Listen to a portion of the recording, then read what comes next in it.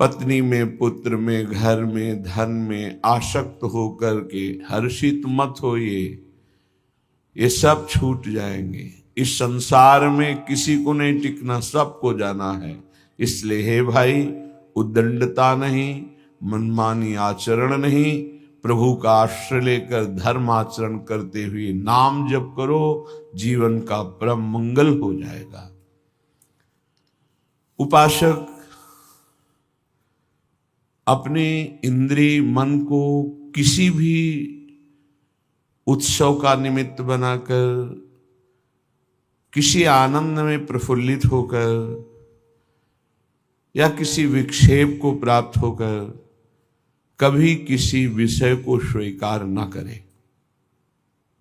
बहुत ध्यान से सुनना, एक दिन की छूट तुम्हारे जीवन भर के लिए वो संस्कार रूप में फांसी बन जाएगी। ऐसी जगह आपको फंसा देगी, निकलना मुश्किल हो जाएगा।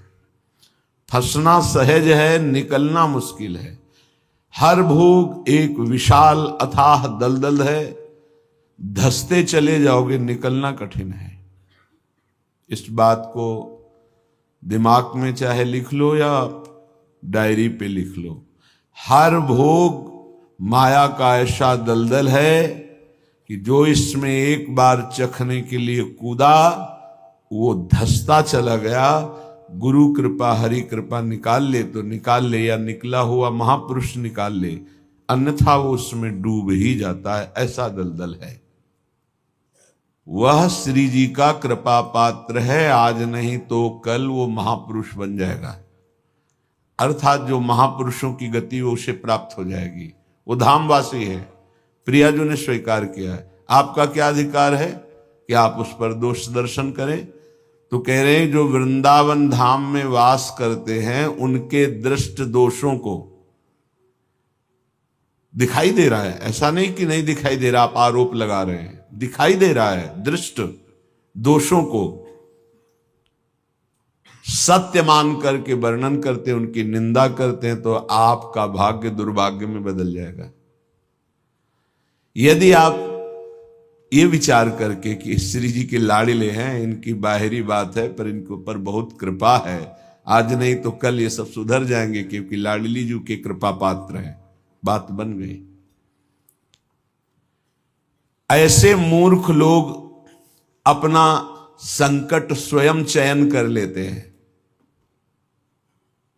जो दूसरों की, वृंदावनवासी की दोष दृष्टि से निंदा आदि करते हैं, बहुत निकृष्ट बात है, इसे कभी स्वीकार न करें। सच्ची कहते हैं, देखो अपने सब पावन भूमि में बैठे हैं, निंदा तो अपनी करनी चाहिए।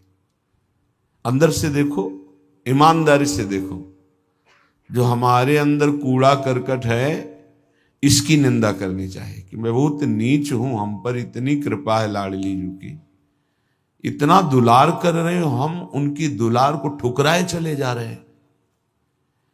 वो कह रहे हैं दाहिने चलो, हम बाएं बढ़ते चले जा रहे हैं, पर वो कृपा ही करती जा रहे हैं। हम कभी एकांत में बैठकर नहीं रोए कि मैं कितना नीच अपराधी हूं कि अपने इतने करुणा में स्वामी का विरोध कर रहा हूं, उनके विरुद्ध चल रहा हूं, जबकि प्रतिकूलस्य विसर्जनम, बिल्कुल विसर्जन कर देना, आज के बाद कोई गलती नहीं होगी। पर हम गलती पे गलती करे जा रहे हैं।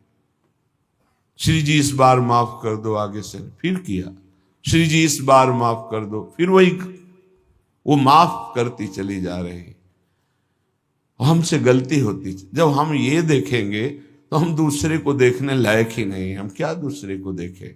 हम अच्छे हों तो दूसरे को देखें, और जब सच्चाई में तुम अच्छे हो जाओगे तो दूसरे के दोष नहीं दिखाई देंगे, सब में अपने प्रभु दिखाई देंगे।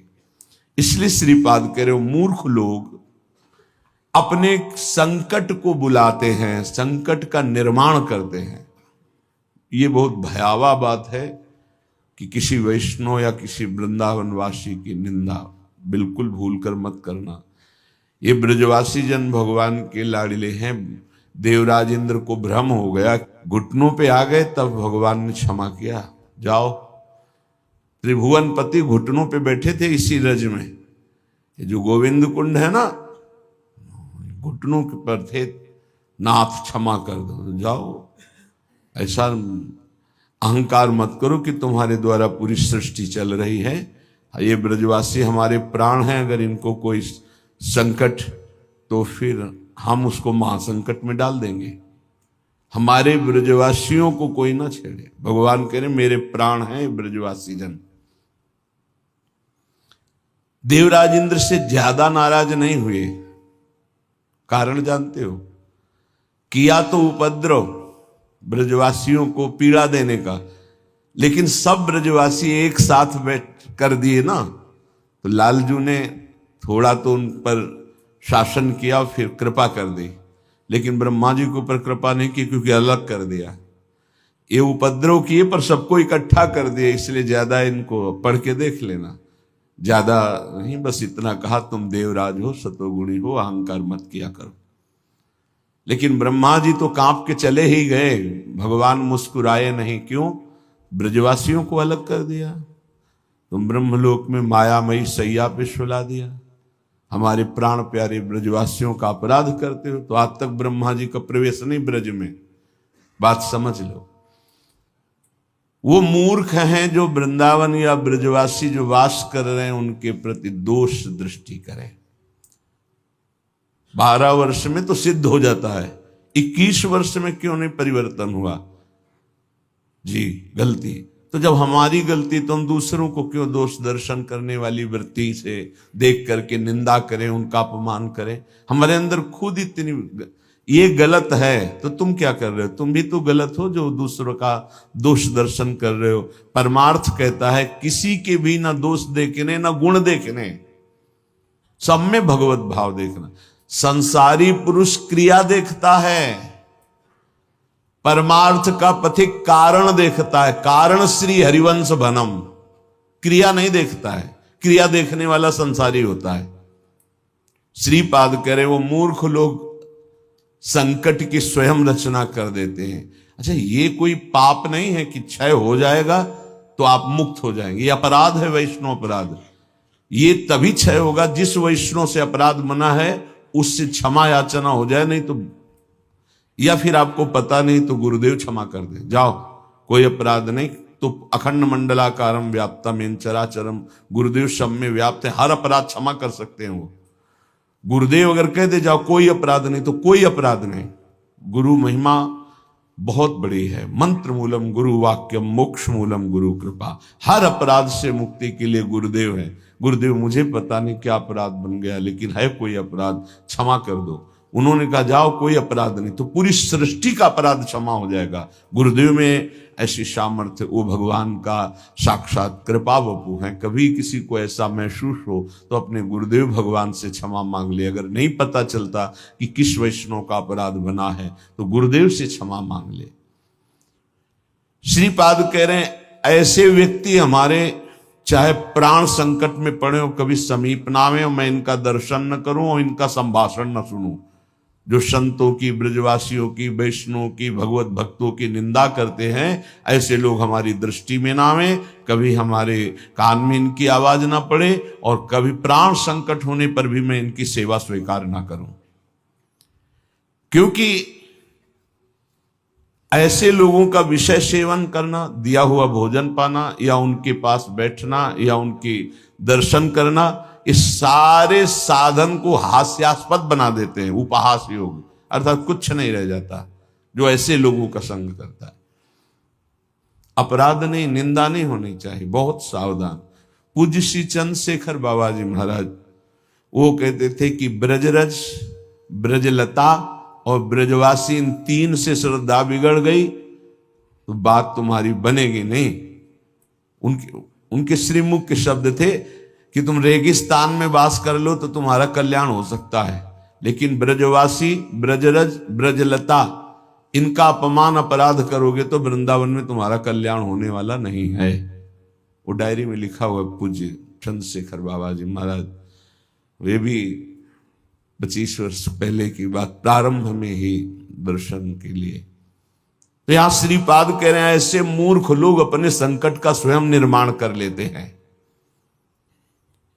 किसी भी विषय में क्यों ना हो, जो वृंदावन वासियों की निंदा करते हैं उनका मैं दर्शन न करूं, कभी कभी संभाषण न करूं, कभी दिया हुआ कोई पदार्थ या विषय सेवन न करूं। उपासक को सावधान रहना चाहिए। अपना काम बनाने आए हो कि तुम यहां सृष्टि सुधारने आए हो? देखो तुम्हें पक्की बात बता दे, भगवान भी पूरी सृष्टि को नहीं सुधारे। जब अवतार लिया तो जो भगवान की शरण में हुए, सन्मुख हुए, उन्हीं का उद्धार हुआ। ध्यान रखना, चाहे काम से, चाहे द्वेष से, चाहे राग से, चाहे भक्ति से, कैसे भी अवतार के समय जो भगवान से जुड़े वो परम पद को प्राप्त हुए। भगवान के अवतार के समय हम लोग भी होंगे, कीड़ा मकोड़ा, दीमक, चींटी चीटा जो बने होंगे, तो हमारा उद्धार नहीं हुआ। जो सन्मुख हुए, नाम जप किया, उन्हीं का उद्धार हुआ। ये बात पक्की समझ लो। तो भगवान अवतार लेकर के जगत मंगल के लिए आए, पर जो भगवान की शरण में हुए, सन्मुख हुए, उन्हीं का कल्याण हुआ।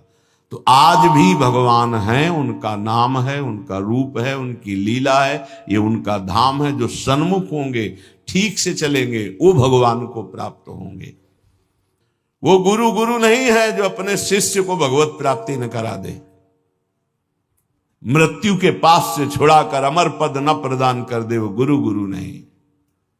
गुरु न सस्यात्, वो कैसा गुरु जो अपने शिष्य को भगवत प्राप्ति न करा दे।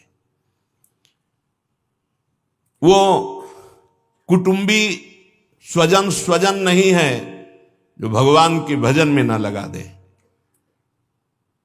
अगर भगवान का भजन नहीं करने देता तो जाके प्रिय न राम वैदे ही तजिए ताहि कोटि बैरी सम जद्यप परम सने ही।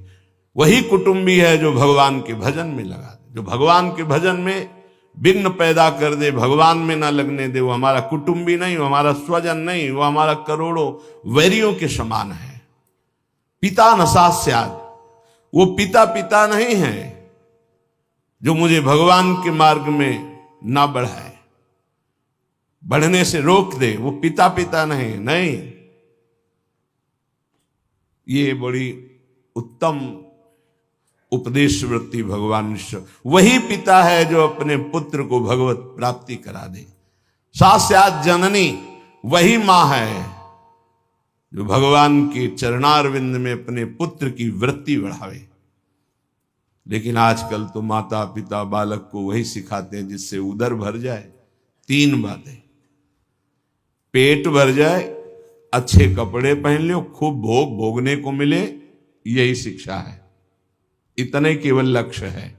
कह रहे सास्यात् जननी न सास्यात्, वो पिता नहीं, वो माता नहीं जो भगवान की प्राप्ति कराने का उपदेश न करे, नाम जपने का उपदेश न करे, वो नहीं है माता पिता। दैवम न तत्स्यान्न, यद्यपि दैव बड़ा माना जाता है,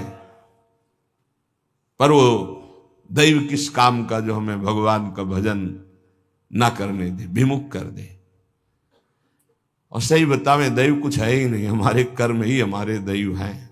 मानव जीवन मिला है इस दैव वाली बात को व्यर्थ कर देने के लिए। भजन करो इतना डट के, हर प्रारब्ध क्षीण हो जाए, हर कर्म भस्म हो जाए।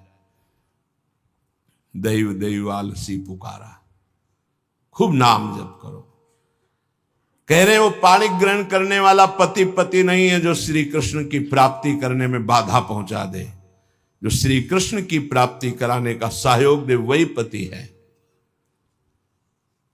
जो संसार से मेरे को मुक्त करेगा वही गुरु, वही पिता, वही माता, वही भाई, वही स्वजन, वही पति, वही संबंधी, अन्यथा नहीं। बहुत हृदय संभाल करके अब सुनिएगा। निष्किंचनस्य भगवद भजनोन्मुखस्य पारम परम जिगमिशोर भवसागरस्य संदर्शनम विषयिणामथ योषितांच हा हंत हंत विषभक्षण मतोप्य साधु। ए साधु विरक्त, बहुत खेद और दुख की बात कि यदि संसार रूपी समुद्र से पार जाने के लिए तुमने विरक्त भेष ले लिया, वैराग्य भेष ले लिया और विषयी पुरुषों का संग करते हो और विषयी स्त्रियों का संग करते हो, तो इससे अच्छा है कि जहर खा के अपनी शरीर की वृत्ति पूरी कर देनी चाहिए। हा हंत हंत विष भक्षण तो पिषादो, दूसरा भाव कि इससे अच्छा तो जहर है कि बहुत से बहुत शरीर ही छूटेगा, लेकिन ये विषय तो अनेक जन्मों तक तुम्हें नरक पहुंचा देगा। सचमुच सचमुच भगवान की भक्ति निष्किंचन ज्ञाननिष्ठ वैराग्यनिष्ठ जो है वही पूर्ण रूप से कर पाते हैं। जब कोई भगवान के मार्ग में चलता है तो ये 3 खाइयां होती जहां उसको माया गिराती है। पहली खाई है कंचन, वित्त तृष्णा, रुपया पैसा का संग्रह करना। ये देखा है, समझ नहीं पाया जाता और धोखा हो जाता है। थोड़े थोड़े रुपया संचय करते हुए पधार गए, वो रुपए विषयी पुरुषों ने प्रयोग किए। बड़े बड़े चरित्र देखे हैं, स्वयं कभी खर्चा नहीं किया, संतों की सेवा में नहीं लगाया, समाज की सेवा में नहीं लगाया, बड़े बड़े बॉक्सों में बंद करके रख के और पधार कर चले गए। बाद में उनके परिवार के जनों ने अधिकार कर लिया। बहुत बड़ी गलती। साधु को कभी भी अपने नाम पैसा नहीं रखना चाहिए, ये लिख लीजिए। गुरु के द्वारा सेवित हो या इष्ट के द्वारा सेवित हो, अन मांगे आगे आवे गो, स्वामी जी महाराज कह रहे, स्वामी हरिदास जी। बिल्कुल ऐसा न सोचे कि मैं इतने लाख जमा कर लूं तो पूरे जीवन आराम से खाऊंगा। तो प्रभु का भरोसा नहीं, लक्ष्मीपति का, कि जिस समय जरूरत होगी बिना दस्तखत के तुम्हारे पास आ जाएगा। जैसे बैंक में जाओ दस्तखत करो फिर पैसा मिलता है, यहां दस्तखत की भी जरूरत नहीं, ठीक समय पर वो वस्तु पहले से आ जाएगी, पक्का समझ लीजिए। फिर इसके बाद है कामिनी। जब वो कंचन पर विजय प्राप्त करके धन पर, अब इन बातों को थोड़ा नाटक रूप में ले लिया जाता है। एक परमहंस जी हमें मिले यमुना के किनारे, बड़े ही वीतराग ब्रह्मलीन महापुरुष। तो जिस आश्रम में हम थे वो यमुना के पावन पुलिन पर था। ये बात है बिंदौर, जब भ्रमण करते तब की बात। उस पार इछावर है, इस पार बिंदौर। तो जिस आश्रम में रुके थे सब, तो उनसे प्रार्थना की कि स्वामी जी आप रुक जाइए एक रात्रि, वो भी संभाषण दर्शन का सौभाग्य मिलेगा। बड़े ही महापुरुष, छांदोग्य उपनिषद पास, बस लंगोटी इतना अचला, एक छड़ी, क्या ब्रह्म मूर्ति तेजो में, स्वीकार कर लिया। तो तखत में गद्दा बिछाकर वैसे ऊपर वस्त्र, उनका नहीं नारायण, हम ऐसी जगह बैठते हैं जहां कोई उतार ना सके। बोरा बिछाइए, बोरा में। तुमको स्वामी जी आपके लिए नहीं, ये यहाँ की मर्यादा, संतों की मर्यादा पर ये गद्दा, ये इसके ऊपर पलंग पोष, ये संतों की मर्यादा नहीं होती बेटा, जमीन में बिछाओ। ऐसे एक एक चेष्टाएं उनकी थी कि थप्पड़ की तरह पड़ती थी। तो उनका महाराज, यहाँ के महंत कौन हो, तुम हो? उनका नहीं महाराज जी, हम तो यहाँ विचरण करते हुए। अच्छा, यहाँ के महंत कौन? उनको बाहर गए हुए हैं। पर महाराज जी वो भी बहुत त्यागी, पैसा नहीं लेते, पैसा नहीं लेते। इतनी जोर बालवत हंसे कस के, बोले आश्रम उन्हीं का है? जी पैसा नहीं लेते। नहीं तो ये कैसे चलता है? तुमका जब वो जाते हैं और कोई दक्षिणा देता है तो ऐसे अचला में बंधवा, फिर तो जो हंसे के आपसे अचला में बंधवा लेते, पैसा लेते नहीं। क्या यार, हम लोग का क्या नारायण, तुम भी विनोद करते हो, ये है क्या? तो हमका सही महाराज जी बोले जब यहाँ आते हैं तब तो उनका जो सेवा में रहते हैं वो खोल लेते हो, फिर ऐसे कार्य बेटा इसे त्याग नहीं कहते, इसे त्याग। उसी दिन उनके साथ कई